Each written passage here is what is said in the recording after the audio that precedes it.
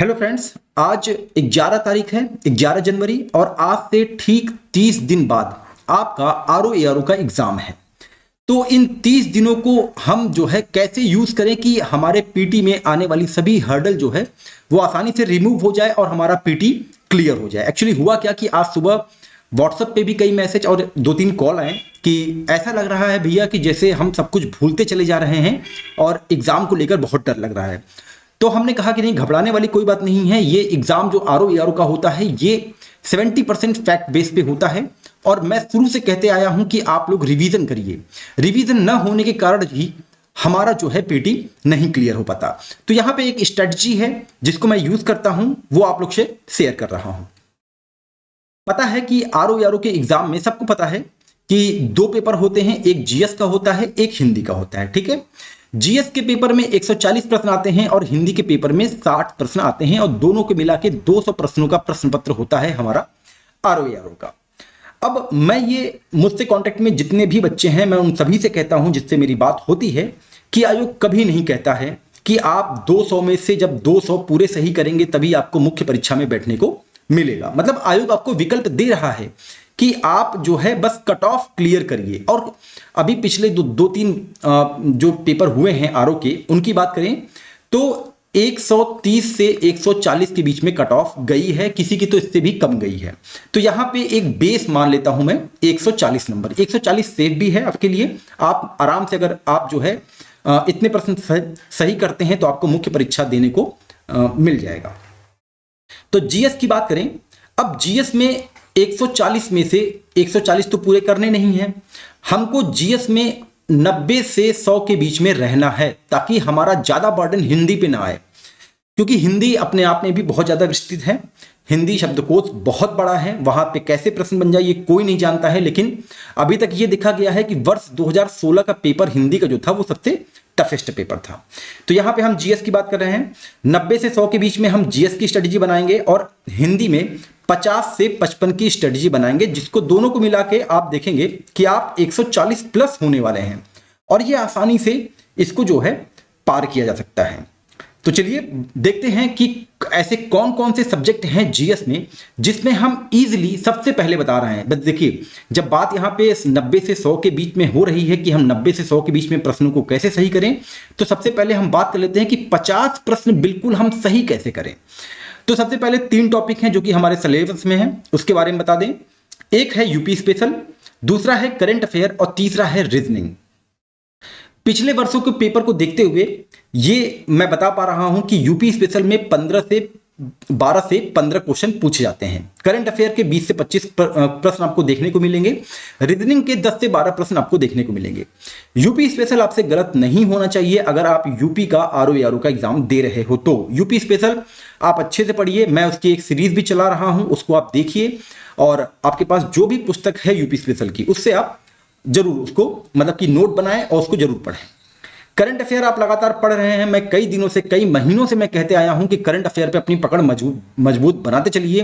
केवल 30 दिनों की पढ़ाई से करंट अफेयर पूरा नहीं होने वाला है। लेकिन अगर अभी भी आपने करंट अफेयर नहीं मतलब कि रिवीजन नहीं किया है, या तो आपको करंट अफेयर में डर लग रहा है, अभी भी समय है। अगर आप कोई भी मार्केट में जो अच्छी किताब आ रही है अच्छे प्रकाशन की, जैसे कि घटनासार आती है, आपका क्रॉनिकल का आया हुआ है ईयरली, और मैं भी आपको जो है 15 जनवरी तक का, मतलब जुलाई 2023 से लेके 15 जनवरी तक का करंट अफेयर प्रोवाइड करवाऊंगा, जो कि आपको 20 जनवरी के आसपास मिल जाएगी। उसको अगर आप लोग सॉल्व कर लेते हैं, अगर अच्छे से पढ़ लेते हैं, तो आपका करंट अफेयर का एक भी क्वेश्चन नहीं छूटेगा। रीजनिंग और मैथ 10 से 12 क्वेश्चन आते हैं, और इसमें तो ये है कि जिसका आंसर आया वही आपका एग्जैक्ट आंसर होगा, और नहीं आया मतलब आप सॉल्व नहीं कर पा रहे हैं। और रीजनिंग और मैथ में अगर आप पीवाईक्यू देखते हैं तो पेपर बहुत ज्यादा टफ नहीं होता है। हाँ, 1-2 प्रश्न ऐसे होते हैं जिसके मतलब कि अगर आपकी पकड़ मैथ पे अच्छी नहीं है तो आप उसको सॉल्व नहीं कर पा रहे होंगे, या तो एकदम एग्जैक्ट वो ट्रिक या तो फॉर्मूला याद नहीं होता है, जिसकी वजह से मतलब कि आंसर नहीं आ पाता है। तो अगर हम इन तीनों सेक्शन को देखें तो इन तीनों सेक्शन से मिला के आप 45 से 50 प्रश्न बिल्कुल सही कर लेंगे, केवल इन 3 सेक्शन से, यूपी स्पेशल, करंट अफेयर और रीजनिंग मैथ। इन 3 सेक्शन से आप 45 से 50 प्रश्न तक एकदम एक्यूरेट जो आपके सही आंसर हैं वो आप करेंगे। अब हम आगे बढ़ते हैं और बात करते हैं जो हमारा मूल विषय है, पहले पॉलिटी के बारे में। पॉलिटी सबसे इंपॉर्टेंट विषय है और इसके भी प्रश्न गलत नहीं होने चाहिए, ऐसा मेरा मानना है। और प्रीवियस ईयर के आधार पर बताएं कि ये 8 से 10 प्रश्न ये जो है एग्जाम में ये देखने को मिले हैं। अब इसके कुछ टॉपिक हैं इंपॉर्टेंट, जो कि मुझे लगता है मैं करंट अफेयर से रिलेट करके अक्सर मैं बोलता हूं कि आप लोग पढ़िए। अब जैसे अभी अभी हाल ही में एपीएस का एग्जाम हुआ, तो एपीएस के एग्जाम में एक प्रश्न आया था वीटो पावर को लेकर। तो कई लोगों को लगा होगा कि ये वीटो पावर वाला जो प्रश्न आया है ये जो है पॉलिटिक क्वेश्चन है। तो ठीक है, पॉलिटी का बेस क्वेश्चन है, लेकिन ये करंट अफेयर से रिलेट करके क्वेश्चन आया है, ये आप विश्वास करिए। हुआ क्या था कि पंजाब का एक मामला था कि वहां के राज्यपाल ने कुछ विधेयकों पे रोक लगा दी थी। तो पंजाब सरकार जो है सुप्रीम कोर्ट आती है और वहां पे सुप्रीम कोर्ट जो है वीटो पावर को लेकर अपना वर्डिक्ट देती है, और ये सितंबर के करंट अफेयर में था और इसी को बेस मानकर एक पॉलिटिकल क्वेश्चन तैयार किया गया है। तो इसीलिए मैं कहता हूं कि जब भी आप करंट अफेयर पढ़ रहे हैं तो थोड़ा सा अपने आप को पॉज करके आप उसको स्टैटिकल पोर्शन में जाने का जरूर प्रयास कीजिए। अब यहां पे जो मैं कुछ टॉपिक हैं जिनको मैं बताना चाहता हूं, जैसे 1 से लेके 50 आर्टिकल तक आपको पूरा एकदम फिंगर टिप में याद होने चाहिए। आपको सारे भाग याद होने चाहिए, आपको जितने भी शेड्यूल हैं, अनुसूचियां हैं, वो याद होनी चाहिए। आपको प्रमुख संविधान संशोधन और हाल ही फिलहाल में जितने हुए हैं, जो लेटेस्ट हुए हैं 100 के बाद वाले, ये आपको एकदम याद होने चाहिए। संविधान संशोधन में अगर आप पीवाईक्यू भी कर लेंगे तब भी ये काफी रहेगा। अब मूल खंड की बात करें तो राष्ट्रपति आयोग का बहुत ही फेवरेट टॉपिक है, इसको आप अच्छे से कवर करें। उसके बाद अब चूंकि अगले वर्ष लोकसभा का चुनाव है, तो चुनाव आयोग आप बिल्कुल नहीं भूलेंगे। चुनाव आयोग आप अच्छे से पढ़ेंगे, इनके आर्टिकल पढ़ेंगे और इनके जो सदस्य होते हैं उनकी नियुक्ति के बारे में जानेंगे, जितने अमेंडमेंट हुए हैं उसके बारे में जानेंगे, सभी चीज को हम कवर करेंगे। उसके बाद आता है संसद। शीतकालीन सत्र हुआ है, कई बिल पास हुए हैं, तो संसद से रिलेटेड जितने भी इंपॉर्टेंट फैक्ट होंगे उसको आप कवर करेंगे विद आर्टिकल। उसके बाद आता है पंचायत। ये सब आयोग के जो है एकदम फेवरेट टॉपिक है। पंचायत विद आर्टिकल आप कवर करेंगे और ये बहुत इंपॉर्टेंट टॉपिक होगा, आपको यहां से प्रश्न देखने को मिल जाएगा। तो ये 4 टॉपिक हैं जो आप जरूर देखेंगे। और अगर करंट अफेयर पढ़ रहे हैं और कोई भी ऐसी चीज आपको दिखाई देती है कि हाँ इससे हम रिलेट करके पॉलिटी में जा सकते हैं, तो आप उसको जरूर एक बार विचार करें, वो भी आपके लिए इंपॉर्टेंट होगा। साथ ही बता दें कि कुछ फैक्ट होते हैं पॉलिटी के, जैसे आपातकाल को लेकर क्या फैक्ट है, कितनी बार लगाया गया, कहां पे लगाया गया, कौन सा लगाया गया, ऐसे ये सारे जितने भी फैक्ट हैं वो आप देख लेंगे। तो ये तो रही बात पॉलिटी की। अब हम बात करते हैं एनवायरमेंट की। एनवायरमेंट पिछले वर्षों के आधार पर मैं बता सकता हूं कि 8 से 10 प्रश्न जो है एनवायरमेंट के पूछे गए हैं। अगर हम एनवायरमेंट के टॉपिक के बारे में बात करें तो सबसे पहले बताते हैं कि ये भी ज्यादातर करंट के आधार पर ही प्रश्न बनने वाला है, और ये जब एग्जाम हो जाएगा तो मैं उसका एक विश्लेषण करूंगा और मैं बताऊंगा कि करंट से रिलेट करके कैसे क्वेश्चन को बनाया गया है। अभी देखिए, जैसे COP28 का आयोजन हुआ है, कहां पे, दुबई में हुआ है। तो ये आपके एनवायरमेंट के बिहाफ से अगर हम देखें तो जितने भी ये कॉप वाले सम्मेलन हुए हैं, यानी कि एनवायरमेंट में एनवायरमेंट से रिलेटेड जितने भी सम्मेलन हुए हैं ये आपको पता होने चाहिए, याद होने चाहिए। एनवायरमेंट से रिलेटेड जितने भी संस्थाएं हैं उनके बारे में आपको पता होना चाहिए, उनका मुख्यालय पता होना चाहिए और वो किस वर्ष स्थापित किए गए हैं ये भी पता होना चाहिए। साथ ही एनवायरमेंट के ही बारे में बात करें तो एक आयोग का एकदम बहुत ही फेवरेट टॉपिक है, वो है प्रदूषण। इसके बारे में आपको पता होना चाहिए कि प्रदूषण से आप देखेंगे कि कई बार एग्जाम में प्रश्न पूछा है। फिर अभी हाल ही फिलहाल में देखेंगे पिछले 3-4 वर्ष से ऊर्जा, एनर्जी एक ऐसा टॉपिक आया है जो कि बहुत हॉट रहा है, और एनर्जी को लेकर कई लक्ष्य भी बनाए गए हैं वैश्विक स्तर पर, भारत के स्तर पर, और अलग अलग संस्थाओं द्वारा भी लक्ष्य बनाए गए हैं। तो अगर ये लक्ष्य आपको करंट अफेयर में मिलते हैं तो आप उनको जरूर देखें। थोड़ा डेटा वाला चीज रहता है तो ये टफ रहता है दिमाग में फीड करने के लिए, लेकिन तब भी आप इसको जरूर देखें। और मैंने आंकड़ों से संबंधित रिपोर्ट करके एक अलग ही पीडीएफ तैयार किया हुआ है जो कि आप लोग को मिला भी होगा, अलग अलग मैगजीन में दिया भी होगा। साइंस की बात करें तो साइंस से 9 से 11 क्वेश्चन आपको देखने को मिलेंगे, और जिसमें से 5 से 6 क्वेश्चन सिर्फ और सिर्फ बायो से होते हैं। यानी कि अगर आप बायो भी कंप्लीट कर लेंगे अच्छे से, जो कि ल्यूसेंट और पीवाईक्यू से आसानी से हो जाएगा, तो आपके 5 से 6 क्वेश्चन कंप्लीट हो जाएंगे। तो ऊपर मैंने बताया कि आप यूपी स्पेशल, करंट अफेयर और और क्या बोलते हैं, एक टॉपिक और था मैथ और रीजनिंग, सॉरी मैथ और रीजनिंग, इनसे आप जो है 45 से 50 प्रश्न आ रहे थे। अब पॉलिटी, इन्वायरमेंट और साइंस, इन तीनों को भी अगर हम मिला देते हैं तो इन तीनों से आप देखेंगे आराम से आपके जो है 20 से 22 क्वेश्चन आप यहां से इजीली जो है एकदम एक्यूरेट सही कर सकते हैं। तो यहां पे अगर आप 50 प्रश्न पहुंच जा रहे हैं और यहां पे 20 पर प्रश्न पहुंच रहे हैं, तो मैं एवरेज मान के चल रहा हूं कि आपके इन 6 टॉपिक से 70 प्रश्न हो जा रहे हैं। अब एक टॉपिक मेरा और छूट रहा था, वो था कृषि। कृषि आता है आरओ में, और एक है जनगणना, सेंसस। तो इन दोनों टॉपिक को मिला के आपको 10 से 12 प्रश्न मिलने वाले हैं, और ये दोनों जो है पीवाईक्यू से ही सॉल्व हो जाएंगे। कृषि में जैसे रोग वोग हैं, इसको आप देख लेंगे, मिट्टी से भी देख लेंगे, मिट्टी तो आपका ज्योग्राफी में भी मिल जाएगा। जनगणना आपका टोटल पीवाईक्यू से हो जाएगा, और बहुत ही मतलब आपको इसमें से भी अलग से 4 से 5 क्वेश्चन देखने को मिलेंगे, और ये गलत नहीं होने चाहिए। तो अगर हम इनको भी काउंट कर लें तो आप देखेंगे कि आप आसानी से 75 क्वेश्चन तक एकदम सही कर रहे हैं, मतलब कि ये आपकी एकदम सही है, जो कि ये केवल 6 या 7 टॉपिक से कवर हो रहे हैं। अब बात करते हैं दो बड़े टॉपिक की, जो है ज्योग्राफी और हिस्ट्री। अब देखिए, मैंने पॉलिटी को बताया कि वो करंट से रिलेट करके आपसे प्रश्न पूछेंगे। ज्योग्राफी का आप मानिए, विश्वास करिए कि मैक्सिमम प्रश्न जो है वो करंट से रिलेट करके आ रहा है एग्जाम में। जैसे मैं आपको एग्जांपल दे रहा हूं वर्ल्ड ज्योग्राफी का। वर्ल्ड ज्योग्राफी में अफ्रीकी कंटिनेंट, ये बहुत ज्यादा हॉट टॉपिक है आयोग का। क्यों? उसका रीजन ये है कि G20 में अभी अफ्रीकी कंटिनेंट को शामिल किया गया है। ठीक है, मोरक्को में भूकंप आया हुआ है, अभी मोजाम्बिक के राष्ट्रपति आए थे। ठीक है, तो जैसे कि अब जो इनके कंट्री हैं, आप अफ्रीकी कंटिनेंट को मैप में जरूर देखें, उनके देश के बारे में जानें, उनकी राजधानी के बारे में जानें। जैसे अभी लाल सागर, अदन की खाड़ी, यहाँ पे बहुत ज्यादा जो है हूती विद्रोहियों द्वारा मतलब कि शिप पे आक्रमण किया जा रहा है, तो ये भी इंपॉर्टेंट है। तो करंट से रिलेट करके ही प्रश्न वहां पे आपको देखने को मिल जाएंगे। अब रसिया यूक्रेन युद्ध चल रहा है, तो काला सागर, ब्लैक सागर, इससे प्रश्न आपको देखने को मिल सकता है। ठीक है, तो ऐसे रिलेट करके आपको प्रश्न देखने को मिलेगा।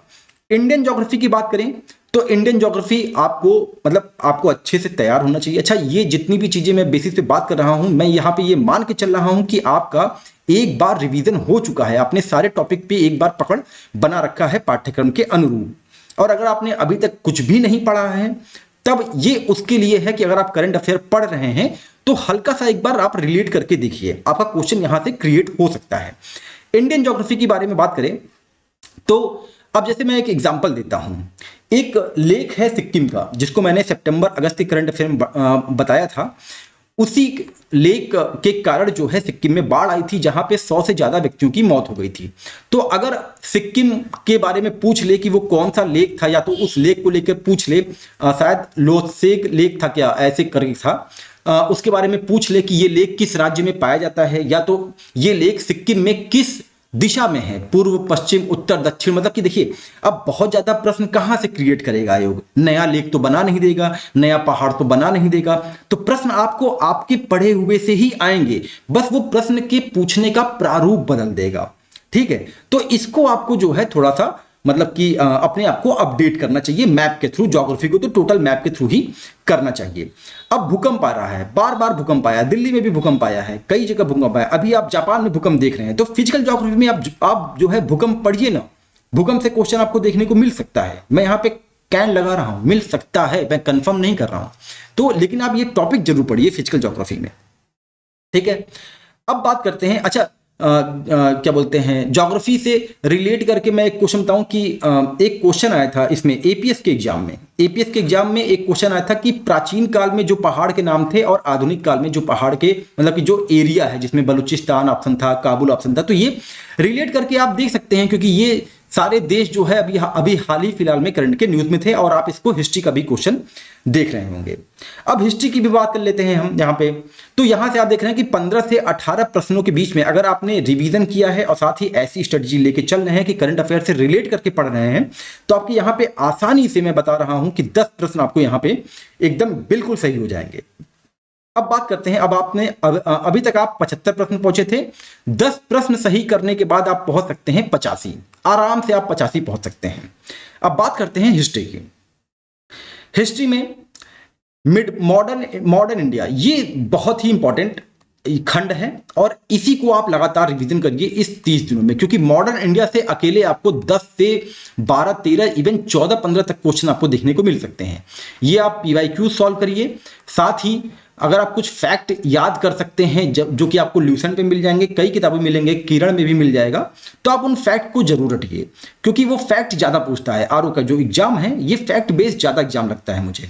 और हिस्ट्री के भी कुछ ऐसे फैक्ट हैं जिसको मैं एक वीडियो के माध्यम से कवर करवाने का प्रयास करूंगा मॉडर्न इंडिया के खास तौर से। एंशियंट की बात करें तो एंशियंट में एक तो आप तो जैसे ये बौद्ध हो गया, जैन हो गया, ये सब तो देख ही चलेंगे। मौर्य साम्राज्य, गुप्त काल, ये जो 4 टॉपिक हैं, इन 4 टॉपिक पे आप अच्छे से पकड़ बनाइए। इनके प्रशासन जरूर देखिए, अशोक के शिलालेख जरूर देखिए, यहां से प्रश्न आपको देखने को मिलते हैं, क्योंकि टॉपिक आपको पहले से पता है। बस हम रिवीजन नहीं करते हैं, हमको रोज रिवीजन करना चाहिए। और ये चीज मैं आज से नहीं कह रहा हूं, ये चीज मैं अगस्त सितंबर से कर रहा हूं, जब से मैं करंट अफेयर बना रहा हूं, कि करंट अफेयर से रिलेट करके आप रिवीजन करने का प्रयास करिए। मिडिवल मध्यकालीन भारत की बात करें तो इसका आप पीवाईक्यू सॉल्व कर लेंगे तो उसी से ही आपका कवर हो जाएगा। हिस्ट्री के बारे में बात करें, जैसे एक एपीएस के एग्जाम में एक क्वेश्चन आया था, वो क्वेश्चन था कोणार्क मंदिर से। कोणार्क मंदिर से क्वेश्चन आया हुआ था, तो अब ये लगा तो आपको हिस्ट्री का क्वेश्चन है, लेकिन आपने कभी सोचा कि ये तब यही क्वेश्चन क्यों आया, मंदिर पे, कोणार्क मंदिर पे ही ध्यान क्यों गया एग्जामिनर का? उसका रीजन है, G20 की जब समिट हुई थी नई दिल्ली में, तो मोदी जी जहां पे प्रतिनिधियों से जो मुख्य अतिथि के तौर पे आए थे, उनसे जहां पे वो शेक हैंड कर रहे थे, हाथ मिला रहे थे, उसके पीछे आपने देखा होगा कि कई कई कलाकृतियां बनी हुई थी। कहीं पे नालंदा विश्वविद्यालय दिखाया गया था, उसी पे एक स्थान पे आपको दिखा था कोणार्क सूर्य मंदिर का पहिया जो बना हुआ है, रथ का पहिया, वो था। तो यहां से एग्जामिनर रिलेट करके ये प्रश्न बनाया होगा, ऐसा मेरा मानना है। ये मैं एकदम फैक्ट नहीं कह रहा हूं, ऐसा मेरा सोचना है, ये ऐसे ही मैं सोचता हूं। अब जैसे नटराज की मूर्ति लगाई गई दिल्ली में, जब G20 की समिट हो रही थी, तो फ्रंट पे नटराज की मूर्ति लगाई गई थी। तो आपको चोल का आर्ट एंड कल्चर जरूर पढ़ना चाहिए, यहां से आपको प्रश्न देखने को मिल सकते हैं एग्जाम में। इकोनॉमिक्स को तो मैं मानता हूं कि ये टोटल करंट बेस आता है, यहां से भी आपको 8 से 10 क्वेश्चन पिछले वर्ष के आधार पर देखने को मिले हैं। और इसमें भी प्रयास करेंगे, जैसे जितनी भी योजनाएं हैं, योजनाएं जो अभी करंट में हाल ही फिलहाल आई हैं, जैसे कि एक योजना आई है पीबीटीजी योजना बहुत ज्यादा हाईलाइटेड रही है। इसको आप याद रखें कि ये कब से इसकी शुरुआत की गई, बजट में इस पे कितना प्रावधान दिया गया है धन का, साथ ही कितने राज्यों में पीबीटीजी आते हैं, ऐसे करके क्वेश्चन आपको देखने को मिल सकता है। और इस पे मैं नोट्स भी प्रोवाइड किया हुआ हूँ। साथ ही आप फैक्चुअल के लिए पीवाईक्यूज देख लीजिए, जो इकोनॉमिक्स के फैक्ट होते हैं उनके लिए आप पीवाईक्यूज कर लेंगे तो इकोनॉमिक्स यहां से आपका कवर हो जाएगा। इकोनॉमिक्स में ही आंकड़े आते हैं, जैसे खनिज के आंकड़े हैं, कृषि के आंकड़े हैं, ये सब जो है इकोनॉमिक्स में ही आते हैं, इससे भी आपको प्रश्न देखने को मिलते हैं, इसको भी आप जरूर कवर करिए। तो ये तो रहा बात हिस्ट्री ज्योग्राफी। अच्छा, यहां पे हमने बताया था कि आप 85 नंबर तक यहां पे आप पहुंचे हुए थे। तो अगर आप जो है 10 प्रश्न मैं मान के चल रहा हूं, 10 प्रश्न अगर आप हिस्ट्री में भी सही कर दे रहे हैं 20 से 25 प्रश्नों के बीच में, तो आप देख रहे हैं कि 95 क्वेश्चन, मतलब कि मैं यहां पे थोड़ा सा रिलैक्सेशन भी दे रहा हूं कि हिस्ट्री अगर नहीं भी तैयार है पूरी, तब भी आप केवल 20 से 25 में केवल 10 प्रश्न करिए, तो यहां पे भी आप देख रहे हैं कि आप 95 प्रश्न तक पहुंच जा रहे हैं। उसके बाद इकोनॉमिक्स, अगर इकोनॉमिक्स में आंकड़े को भी मैं काउंट कर दूं और साथ ही योजनाओं को भी मैं काउंट कर दूं, इनके आप लॉन्च होने के डेट और साथ ही कौन सा मंत्रालय या इसके तहत इस योजना में काम कर रहा है, ऐसे फैक्चुअल चीजें याद किए हुए हैं, तो यहां भी आप आसानी से 5 प्रश्न सॉल्व कर लेंगे। तो आप देख रहे हैं कि आप 100 प्रश्न आसानी से पहुंच जा रहे हैं, या आप 100 प्लस भी हो सकते हैं। ये केवल मैं यहां पे जीएस की बात कर रहा हूं, सामान्य अध्ययन की बात कर रहा हूं यहां पे। तो ये तो रहा 100 प्रश्न पहुंचने का सही 100 प्रश्न पहुंचने की एक रणनीति, जो कि मैं यूज करता हूं इसको। अब बात करते हैं हिंदी की। हिंदी की बात करें तो हिंदी जो है आरओ के एग्जाम में बहुत ही महत्वपूर्ण खंड है। इसमें से आपको 60 प्रश्न मिलते हैं और 60 प्रश्नों के लिए 6 टॉपिक हैं, प्रत्येक से आपको 10-10 प्रश्न देखने को मिलेंगे। अब इसको कैसे कवर करना है, इस पे भी मैं बात कर लेता हूं। अब जैसे विलोम है, विलोम से आपको 10 प्रश्न मिलेंगे और विलोम एक ऐसा टॉपिक है जिसमें आपको 10 में से 10 करना ही होगा। उसके बाद तत्सम तद्भव है, ये भी 10 प्रश्न आते हैं और इसमें भी आपको प्रयास करना होगा कि 10 में 10 आए। फिर एक टॉपिक आता है अनेक शब्दों के लिए एक शब्द, अनेक शब्दों के लिए एक शब्द आता है, और ये भी आसानी होता है अगर आप पीवाईक्यूज भी कर लेते हैं या तो घटना चक्र भी पढ़ रहे हैं, तो उसी में से आपको देखने को मिल सकता है। हाँ, एक आध प्रश्न ऊपर नीचे हो सकता है, लेकिन इसमें भी 10 में 10 लाया जा सकता है। तो यहां से आप 30 प्रश्न आसानी से 30 में 30 कर लेंगे। अब आता है विशेषण विशेष। ये थोड़ा सा लोगों को लगता है कि टफ टॉपिक है। हाँ ठीक है, टफ है। इसमें 10 प्रश्न आते हैं, तो अगर आप यहां पे आसानी से 7 से 8 प्रश्न तो आसानी से कर लेंगे। फिर एक टॉपिक आता है आपका पर्यायवाची का। पर्यायवाची 10 आते हैं। मैं मान के चल रहा हूं कि आप जो है 5 से 6 एकदम एक्यूरेट सही कर लेंगे। खास तौर से देखिए, जैसे अभी जो है बनारस में एक अंतरराष्ट्रीय स्टेडियम का उद्घाटन होता है, ठीक है। तो वो किस थीम पे बनता है? वो शिव की थीम पे बनाया जा रहा है। तो शिव का पर्यायवाची, राम मंदिर का निर्माण हो रहा है, राम का पर्यायवाची, जो वो थीम जो वो स्टेडियम बन रहा है, उसका जो क्या बोलते हैं, वहां पे जो गेट का वो है आकृति है, डमरू के आकार की आकृति दी गई है। तो डमरू का तत्सम क्या होगा? कभी आपने सोचा है ऐसा? मतलब कि ऐसे रिलेट करके, मतलब कि मैं बता रहा हूं, मैं मतलब कि हिट करने की कोशिश कर रहा हूं कि ये एग्जामिनर सोच सकता है, क्योंकि अब शब्द नहीं बचे हैं। या तो वो आपको पीवाईक्यू से ही दे देगा, तो ये तो आसान हो जाएगा, लेकिन अगर उसको नए शब्द बनाने होंगे तो आप वो यहीं से जनरेट करेगा। इसको आप ध्यान रखिएगा। अच्छा, हिस्ट्री में एक चीज मैं मेंशन करना भूल गया था। जैसे एपीएस के एग्जाम में आया था बाबर का युद्ध एक पूछा था, जो था घाघरा का युद्ध। ये जो है पूछा हुआ था। तो क्यों पूछा था, ये मैं कनेक्ट कर रहा हूं। ये मतलब एकदम फैक्ट नहीं है, ये मेरा विचार है। अभी राम मंदिर का निर्माण हो रहा है, और राम मंदिर का निर्माण जो है विवादित था बहुत दिनों से, और वो बाबरी मस्जिद पे था। समझ रहे हैं आप? कनेक्ट कर पा रहे हैं? तो हो सकता हो कि इसीलिए आयोग जो है यहां से एक प्रश्न बनाया होगा। तो आपको भी बाबर ने 4 ही 5 युद्ध लड़े थे, वो आपको सारे के सारे याद होने चाहिए। तो आप उसके लिए भी आप तैयार रखिए, बाबर के सारे युद्ध आप याद रखिए विथ डेट, और किसके साथ लड़ा था, और किस युद्ध में कौन सी ऐसी खासियत थी जो कि बाबर ने पहली बार यूज किया था। जैसे जल और थल पे लड़ने वाला पहला कौन सा युद्ध था जो कि भारत में लड़ा गया था, तो वो बाबर के द्वारा ही लड़ा गया था। अगर आपको याद है तुरंत, तो आप कमेंट सेक्शन में जरूर मेंशन करें। तो ऐसे ही फैक्ट आपको जो है हिस्ट्री में देखने होंगे। यहां पे हो गया विलोम, हिंदी में तत्सम तद्भव, अनेक शब्दों के लिए एक शब्द, विशेषण विशेष से पर्यायवाची, और एक आता है शुद्धि अशुद्धि वाक्य, शब्द और वाक्य। इसके ये 10 आते हैं। मैं यहां से भी मान के चल रहा हूं कि आप जो है 6 से 7 तक यहां पे पहुंच रहे हैं। तो अगर यहां पे आप 30 कर ले रहे हैं, और यहां पे एक एवरेज मानो कि आप 7 प्रश्न कर ले रहे हैं, तो ये हो गया 21। मतलब आप 50 प्लस यहां पे हो गए। वहां पे आप 100 हो रहे थे। तो देखा, हम 140 लेकर टारगेट चल रहे थे कि टोटल 140 प्रश्न हमको सही करना है, और यहां पे आप इजिली आप 150 प्रश्नों के आसपास पहुंच रहे हैं। अगर आप शुरू से करंट अफेयर से रिलेट करके पढ़ रहे होंगे, तब तो बहुत आसान होगा आपके लिए रिवीजन करना इन 30 दिनों में। और अगर आपने नहीं पढ़ा है शुरू से, तब भी आप एक प्रयास कर सकते हैं। अभी आप क्या करिए, एकदम फैक्ट जितना ज्यादा से ज्यादा हो सकता हो उसको आप तैयार करिए। अगर आपने टेस्ट सीरीज लगाई हुई है, कोई भी टेस्ट सीरीज, मार्केट में बहुत ज्यादा टेस्ट सीरीज हैं, अगर आप उसको लगा रहे हैं तो उसके आप बार बार उसके प्रश्न और उसके आंसर देखिए, याद कर लीजिए उसके प्रश्न, एकदम रट डालिए उसके प्रश्न, क्योंकि यही सब हेल्पफुल होता है हमारे लिए। साथ ही आप क्या करिए कि पीवाईक्यूज में जो अगर आप प्रश्न सॉल्व कर रहे होंगे और उसका आंसर आप नहीं बता पाए होंगे, तो आप उसको अगर मार्क किए हैं तो आप उसको जरूर देखिए। इन्हीं 3-4 चीजों को कर लेंगे। और ल्यूसेंट को इग्नोर मत करिएगा। ल्यूसेंट को आप बिल्कुल इग्नोर मत करिए, क्योंकि बायो जो है वो आपके ल्यूसेंट से ही आने वाला है, और ल्यूसेंट में इतने ज्यादा फैक्ट दिए हुए हैं ना कि यहां से पर्याप्त आपका काम हो सकता है। तो बहुत मोटी मोटी किताबों को पढ़ने की जरूरत नहीं है इन 30 दिनों में।